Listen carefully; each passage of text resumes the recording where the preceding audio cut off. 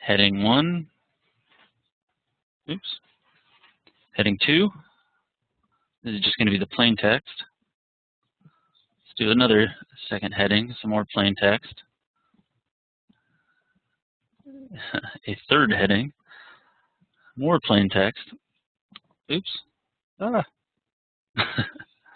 Sorry about that.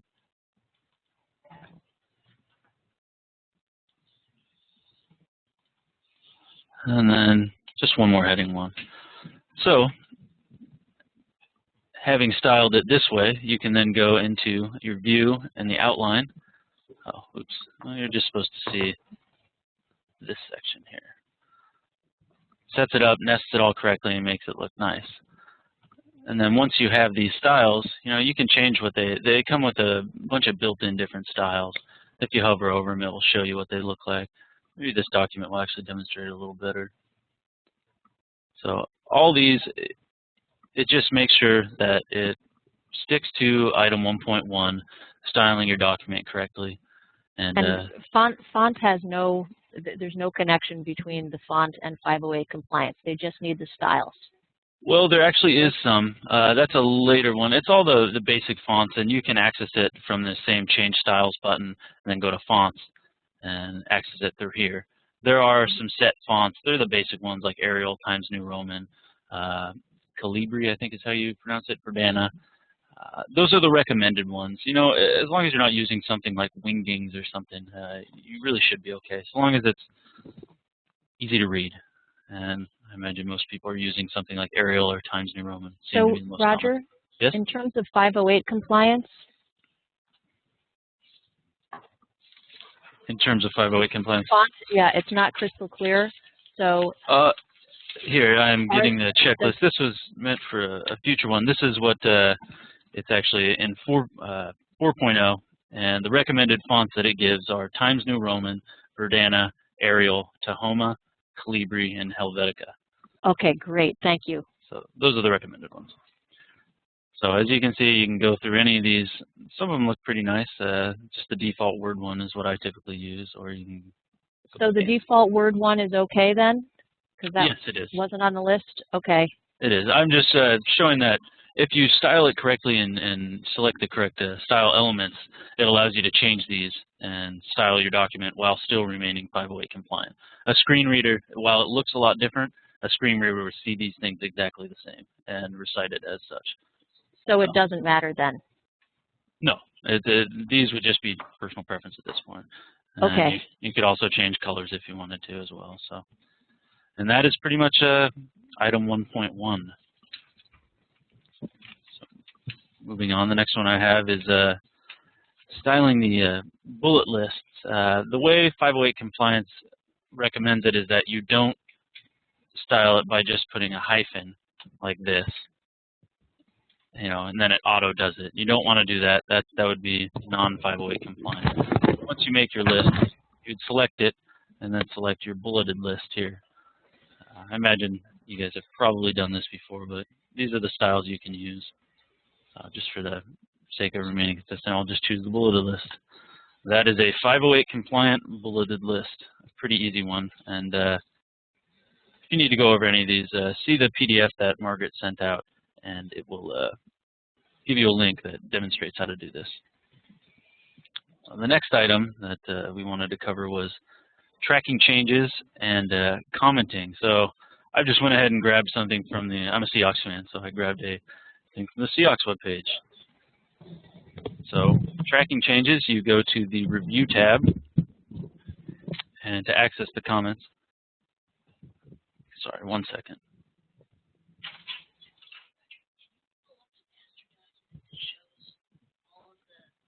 Yeah. Okay. Margaret asked that I pull up this list and show you guys. This is the document that she had sent out. This is just in the Word form, but she sent it out as a PDF. So 1.1 is here, and it walks you through how to access this with these nice screenshots and very skillfully drawn circles around the buttons. So right now, you're on 1.6 was the bulleted list. Excuse me, Roger. Yes? Hi, this is Vivian. Hi, Vivian. Hi.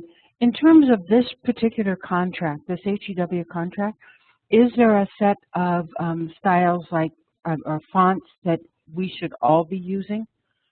Yeah, I'll read them again. The recommended ones, this is just 508, what they Roger, recommend. I'm just going to interrupt there. Vivian, no, there isn't on the HEW grant. Okay, that's what because I understood that there were several Well, choices we could make, but not. Okay. This is in terms of your actual. There are two different considerations. One is the actual dissemination documents. In those, there is a particular font that we put in those documents, and that is the preferred font to use. In terms of your actual course materials that you're using with students, you know, it doesn't matter as long as it's 508 compliant. Okay, that was my question. All right, thank you. Sure. Okay, so getting back to this, I'm showing you how to track changes, and so published documents have to have no pending changes, and they have to be accepted or rejected and then turned off, and then also a published document should have no comments. So as you can see, I've made some comments here, kind of inconsequential, but go ahead and to get rid of the comments, you just go to the Review tab up here, and go to the Comments section, go to Delete. You can delete them individually, or if you've got a whole bunch of them, just go to Delete All Comments and Documents, and it takes care of it just like that. So now you can go through the settings, or excuse me, the track changes. So I made some of these changes here. If you guys have used this, when you have the track changes enabled, it will track any changes you make. So you can go through and accept or reject them. So I've accepted this one. And the next one, I'll go ahead and reject this one and reject that one. Once you're done, you will be notified document contains no comments or track changes. After that, you want to make sure you turn it off, and I've already got it turned off. But if it's not, it's highlighted like this, so that's how you know it is in fact on. So I'll go ahead and turn that off. Now that is 508 compliant, and there are no comments, and track changes are turned off with all changes either accepted or rejected. So the next item has to do with URLs. There is a specific way to format your URLs. They have to be fully qualified, which basically means something like this. The www.seahawks.com is not valid. To make this valid, it has to have the HTTP : / before it. I'll go ahead and type that again.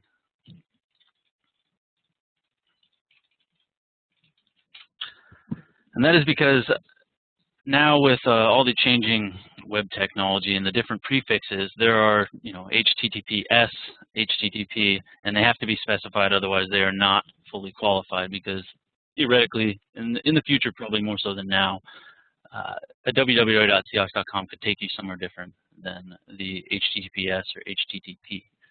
So to make sure you have it, just make sure it has HTTP : / before it. Pretty simple one, but you'd be surprised how often it isn't styled correctly. So another very important 508 item is having alternative text. So a screen reader would read something like this, old logo, and then it wouldn't know what to read for this. So you have to set what's called an alt text, or which stands for alternative text. So any image in a 508 compliant document must have alternative text.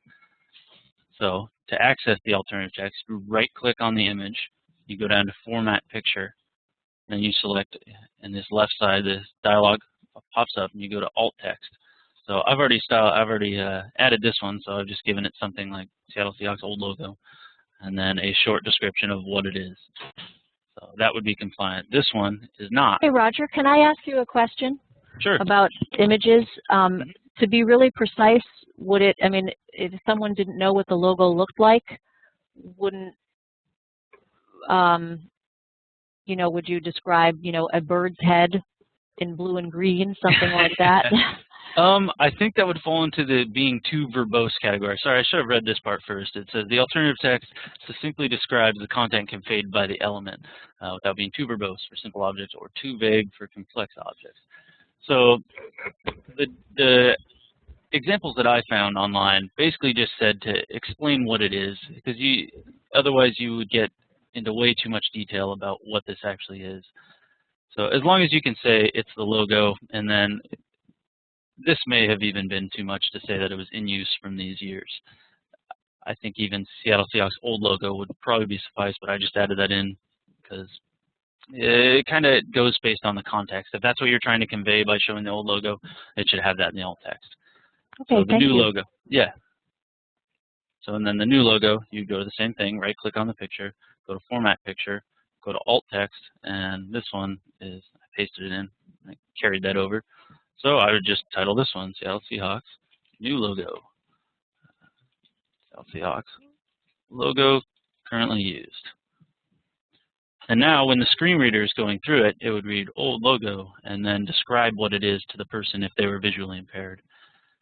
So that's one of the more important, well, the thing they really try and drive home in the 508 is that all images have to have the 508, or excuse me, the alternative text.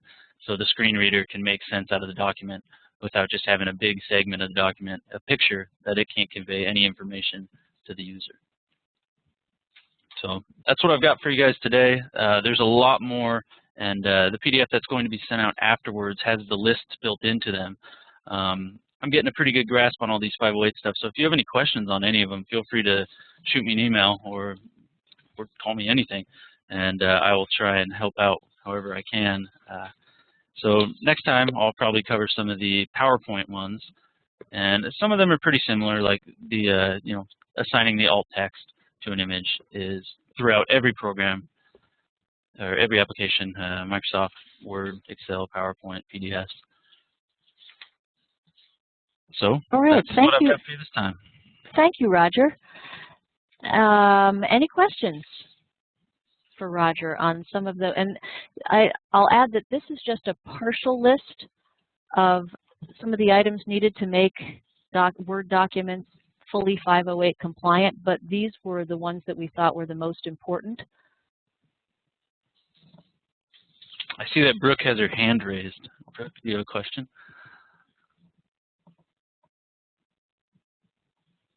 Maybe it was an accidental hand raise. Okay, no question. Anybody else have questions? Oh, sorry, I was on mute. I do have a question. I was just talking away on mute. Yeah, about the alternative text. If they're using acronyms such as high tech or EHR, is it better to spell those out when you're doing alternative text, so saying electronic health records rather than EHR? That's a good Will the question. screen reader read it like AIR or? Yeah, it would be good to. It would definitely be good to type it out because unless you'd have to type it e.h.r and it will read it that way. Otherwise, you're right. It will probably pronounce it EHR. So when in doubt, I would say spell out the acronym or type it and then in parentheses next to it describe what the acronym is. Okay, thanks. It doesn't actually address that in the checklist that I've got, but just be as descriptive as possible in terms of that. Otherwise, it's not going to make sense. The best way to think of it is to look at it as if you were a screen reading program. And would it make sense or not? Always go for the making sense, of course. Okay, great, thanks. Yeah. Does anybody else have any other questions? Nope. Okay, well, I will. Vivian again? Yes? When we talk about the materials that are going to the students, does that apply to, I'm assuming, to the modules dissemination document? And this is Margaret. It applies to everything. Oh, all righty. So and everything that we'll be pushing out nationally should be 508 compliant. Basically, anything that receives federal funding has to be 508 compliant. Okay, so that even the curriculum approval form and things like that I took as more of an internal Oh, document. the internal document, no. The curriculum approval form, no. But every single thing that we're pushing out nationally, so the overview forms, the dissemination forms, all need to be 508 compliant. And then the accompanying materials need to be 508 compliant also. Anything available to the public has to have an equivalent Well, that is accessible to anyone with disabilities. Okay. So can I assume that all the ONC materials are 501 compliant? I can't speak to that. I would imagine they are. No. They should be. They're not, actually. Okay. What's a good way of finding out? Most of them are not actually 508 compliant, and I think that next time we get together, we'll go through how to make the ONC documents 508 compliant. Okay, that would be good because I use them a lot. Yeah. Yeah, and it would You would think that they would have been 508 compliant. You would think. I They mean, should have been. yeah, they should have been. Okay, thank you. Mm-hmm. Any other questions? All right. I will pass it back then to Margaret. Thanks, guys. Hope you found that Thank you, helpful. Roger. Let's see. Nicole, I believe you have something lined up for us, sharing some of the work that Bonnie has done.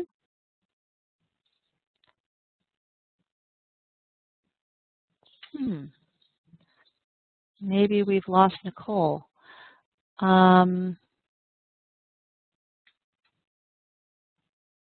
Are we looking for the, is it the drug matching exercise? Yes. Okay, 1 second. I know I put that somewhere.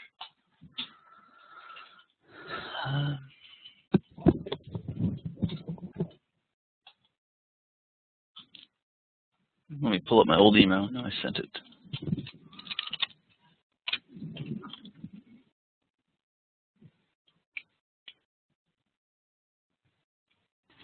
Bonnie, are you online? Bonnie? Oh, I just got a text from Bonnie saying, apparently you can't hear me. Okay, well, I can kind of introduce it. I'm familiar with the activity. I'm going to post the link in the chat.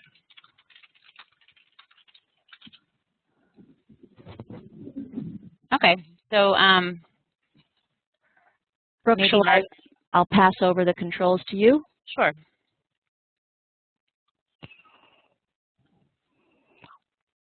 Bonnie just lost her sound.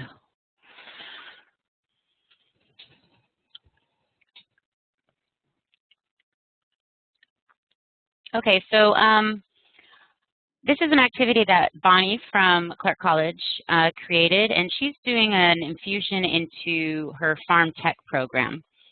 And so she created an activity where students had to match drugs that could be paired together and not harm a patient.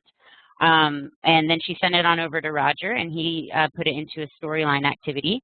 And so we're just going to preview that. I will share my web browser with you. Whoa. Okay, so this is the drug matching scenario. Oh, and I noticed Roger put it actually on the Health IT Instructional Materials site, so you all can access it. So matching questions for top 10 drugs of 2012. Can click on here. Okay, so she has first match the following brand name drugs with the correct generic drug. And this activity is still being developed, so I think Roger has some ideas to make these different individual boxes 2 halves of 1 pill. And basically you drag and drop and try to make matches. Currently there's no feedback, but eventually we'll have developed feedback so that if an answer is incorrect, it'll let the student know and provide some form of hint some form of formative hint that also lends itself to some learning. And if it's correct, it'll indicate that as well. So let's just match these, and if I submit, well, I'm not correct, but we're not aware of which ones those are at the moment. So it's still in development, but this is just another very simple activity that you all can take one of your multiple choice or vocabulary activities and create it into something a little bit more interactive than just completing a multiple choice on a document. Hey, Brooke? Yep. If you go all the way through it, it allows you to review it, and it will show you individually which ones you were right. Okay. Wrong. So yeah, it's All still a work in progress, but if you just want to throw some guesses in there, it's fairly lengthy, but it'll show you everything afterwards. Okay, so maybe, I think there's about 3, right? Might be a little bit more than that. Okay. Well, maybe we won't go through the whole thing, but you all get the idea. And if you have any questions, submit too. Oh, okay. Oh, you have to do at least one. No. Okay. Anyways, if you have any questions, feel free to ask Bonnie if you find a use for that activity as well. If you guys are working on CPOEs or any clinical decision support systems, that might be a useful activity. It's very farm tech related, but you get the idea and how you could apply it to your own program. Okay. Thank you, Brooke. Yeah. Thanks, Brooke.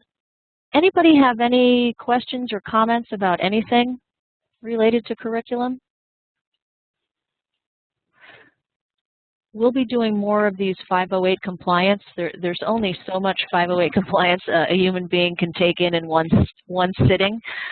So we're parsing it out to Margaret, different dates. Yeah. Hi. I'm really looking at how to get more of the why and how and what is the significance of types of things into multiple choice questions.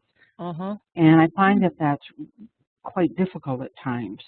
And I was wondering if you guys had any ideas or things, because most of what I'm doing right now, I have to have all multiple choice questions for assessments. Yes. And, you know, they just, I want them to go deeper. And that it's an excellent question, Vivian, because the push-pull with short answer questions versus multiple choice is that short answer questions are better for learning, but are a royal pain to correct if you're a busy instructor with 30 students. So one strategy I've seen used is to put scenarios in the STEM question, and then ask them to choose a multiple choice response to the scenarios. And Brooke, Nicole, I don't know if you all have other thoughts on that. Yeah, I would agree with Margaret. I think I understand your frustration, Vivian, because I experience the same thing oftentimes. And I guess what I try to do is kind of put my self in the shoes of I guess, a practitioner, someone who's on the job, and what are the sorts of decisions that they would have to make around the content. So rather than asking a multiple choice question in terms of what does X stand for, or what does a CPOE do, try to, as Margaret mentioned, create like a little, it doesn't have to be a complex scenario, but a decision-making point around something like a CPOE, and then ask the student to make decisions. If you were in this situation, what would your next step be? Or if so-and-so did this, what went wrong and why? And then you can have your answers be the responses to those why questions. It definitely takes more time in creating the questions. So it is more laborious in that sense, but that's helped me to try to take questions to kind of another level. That sounds good, and that helps. That helps, because I want to get to a better level than a lot of my questions have been. And some questions some questions they just need to know what this stands for, So sometimes the most basic level is the level that they need to know. So kind of balancing those as well. Right. Thank you.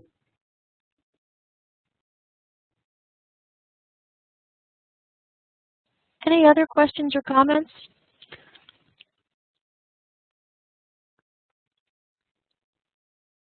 All right, and we should have all of those 508 compliance documents ready by the 20th of this month. So we will be sure to circulate those, and as I mentioned, we'll do some little mini trainings on each document type over the next few weeks. All right, we'll have a fabulous afternoon, and we will see you all again in a couple of weeks. Take care. Thank you. Thanks, Roger. Bye. Yep.